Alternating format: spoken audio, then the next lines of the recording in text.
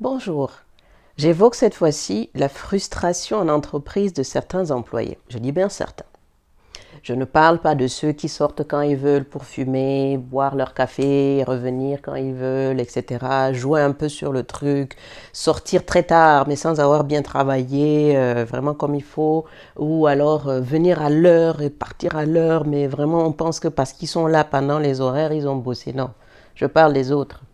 Je ne parle pas de ceux qui vont aller badger pour dire voilà c'est la pause, il badge mais il est toujours en pause, il badge la fin de la pause mais il est toujours en pause là. Je ne parle pas de ceux-là.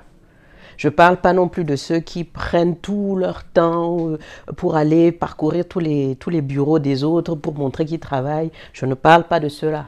Je ne parle pas de ceux qui galopent dans les couloirs. Oh là là, mais elle est très active. Oui, il est très actif, etc. Pour faire semblant de travailler, mais qui ne travaillent pas. L'important, c'est que le chef croit qu'ils ont travaillé. Je ne parle pas de ceux-là.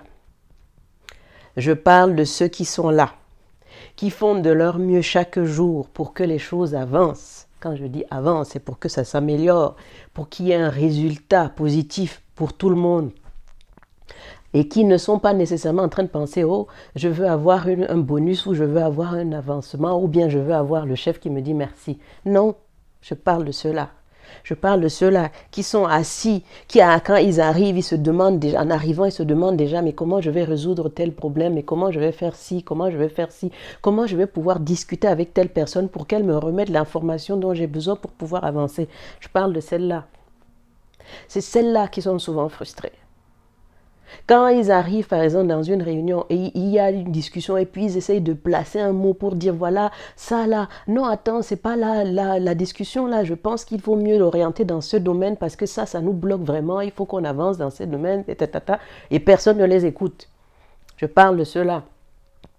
Je parle de ceux qui, à midi, parfois, ils sautent leur midi parce qu'il y a un souci à résoudre et que s'ils ne le résolvent pas, il y aura un effet boule de neige sur peut-être plus de gens qu'il n'est prévu. Je parle de ceux qui se rendent compte qu'il y a un problème, peut-être juste avant de partir, ils se rendent compte qu'il y a un problème grave là, ils s'arrêtent, téléphonent peut-être à la maison pour prévenir, pardon, je ne pourrais pas arriver maintenant, nanana, s'arrêtent pour résoudre ça là, avant de rentrer, pour que le lendemain matin, les gens arrivent et puis ils trouvent tout nickel propre là. Je parle de cela. Et personne ne sera même plus ou moins au courant. Même s'ils en parlent, ça passe là. Personne ne va faire attention. Je parle de cela. Et parfois, à la fin, c'est eux. Ils disent, mais toi, tu fais même quoi?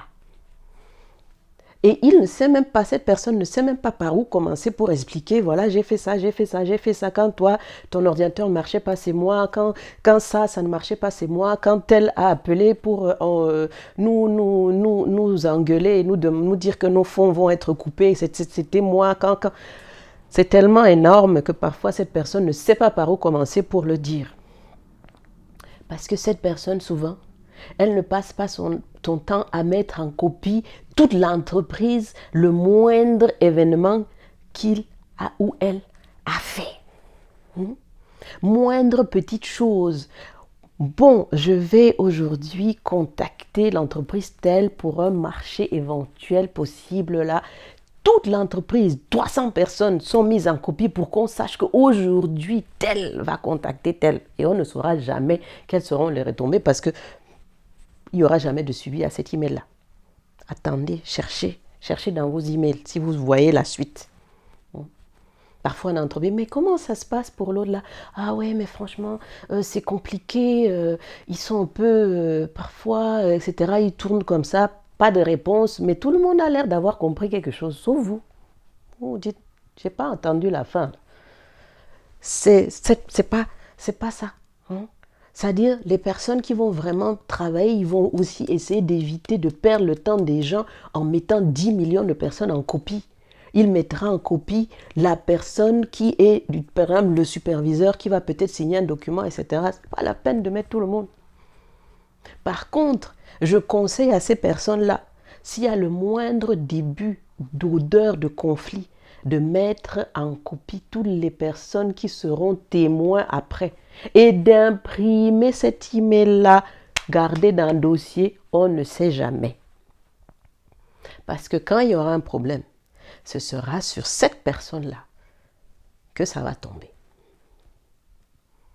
J'en ai vu plusieurs qui se sont donné corps et âme dans ces entreprises-là pendant des années à toujours essayer de résoudre de façon à ce que les autres puissent continuer à travailler pour que la machine continue à être huilée et qui à la fin, c'est elle.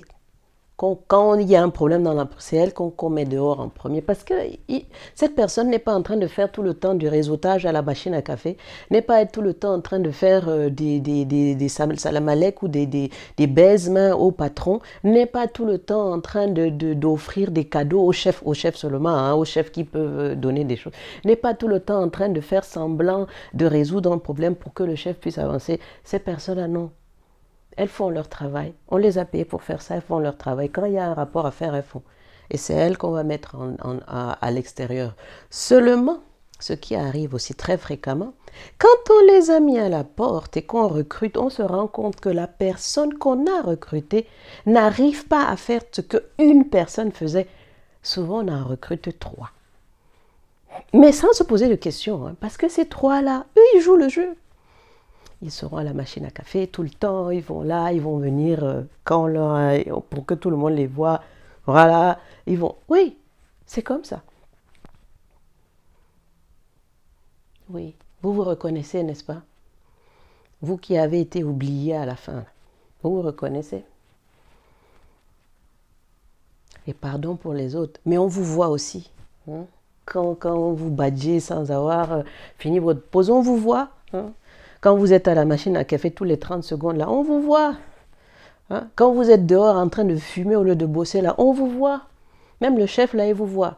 Mais si vous, bon, bien sûr, si vous êtes plus ou moins en accord avec, il ne va pas vous pénaliser tout de suite, mais ne faites quand même pas d'erreur parce qu'il vous voit, même s'il fume avec vous. Et à tous les frustrés, là, ceux qui ont été maltraités, là, malgré tout ce qu'ils ont offert, ne vous inquiétez pas, ce que vous avez fait, c'était peut-être pas pour vous. Vous avez offert quelque chose à une entreprise qui peut-être ne le mérite plus, mais qui l'a mérité à un moment donné. Et vous l'avez fait en votre âme et conscience.